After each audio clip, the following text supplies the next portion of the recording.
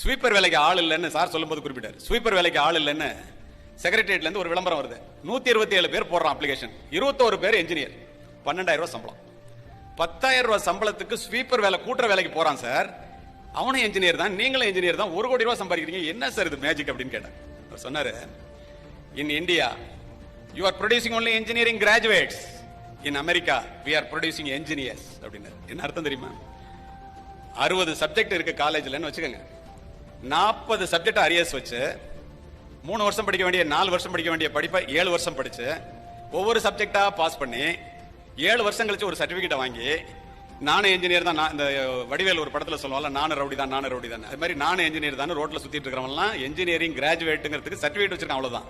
ஆனா இங்க வர்ற என்ஜினியர்லாம், நானும் அங்க இருந்தா சார் படிச்சுட்டு வந்தேன், நல்ல கல்லூரிகள்லாம் இருக்கு, இது மாதிரி படிச்சுட்டு வந்து இங்க வந்து எம்பிஏ பண்ணேன், இங்க வந்து பிஜி முடிச்சேன், பிஹெச்டி பண்ணேன். வெளியில வரும்போதே உலகத்திலே மிகப்பெரிய கட்டடத்தை எப்படி கட்டுவது, உலகத்திலே புதிதாக மின்சாரத்தை எப்படி கண்டுபிடிப்பது, அத்துணையும் தெரிஞ்சுக்கிட்டு வெளியில வருவோம் சார். இன்வென்ஷன். இப்ப சொல்லுங்க சார், நாங்க வாங்குற சம்பளம் ரைட்டான்னாரு. எந்திரிச்சு கும்பிட்டு இதை விட அதிகமா தரலாங்க உங்களுக்கு. ஏன் யோசித்து பாருங்க.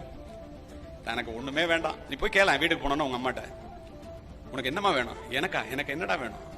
நீ மட்டும் நல்லா படிச்சு ஒரு வேலைக்கு போயிட்டா போதும், நீ மட்டும் நல்லா படிச்சு ஒருத்தன் கையில புடிச்சு கொடுத்துட்டா போதும். இதை தவிர வேறு எதுவுமே சொல்ல மாட்டார்கள். தனக்காக அவர்கள் வாழ்ந்ததே கிடையாது.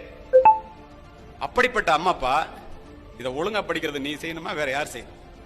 100 பேர் சேர்ந்து தண்ணீர் துறைக்கு அழைத்து செல்லலாம் ஒரு குதிரையை தண்ணீர் தான் குடிக்க வேண்டும், அப்போதுதான் அதனுடைய தாகம் தீரும். இத்தனை பேர் சேர்ந்து எதை வேண்டுமானாலும் செய்யலாம், படிப்பதை நீ தான் படிக்க முடியும், உனக்காக வேற யாரும் படிக்க முடியாது. வாளினுடைய கூர்மையும் நூலினுடைய கூர்மையும் மட்டுமே இந்த நாட்டை ஆள்கிறது. காலப்போக்கிலே வாளினுடைய கூர்மை முனைமழுங்கி நூலினுடைய கூர்மை மட்டுமே வெஞ்சி நிற்கின்றது. கூர்தீட்டப்படாத எதுவுமே முனைமழுங்கி போய்விடும். நம்முடைய மூளையும் அவ்வாறே. நம்முடைய மூளை கூர்தீட்டப்பட வேண்டும் என்றால் தொடர்ந்து நல்ல புத்தகங்களை படிக்க வேண்டும்.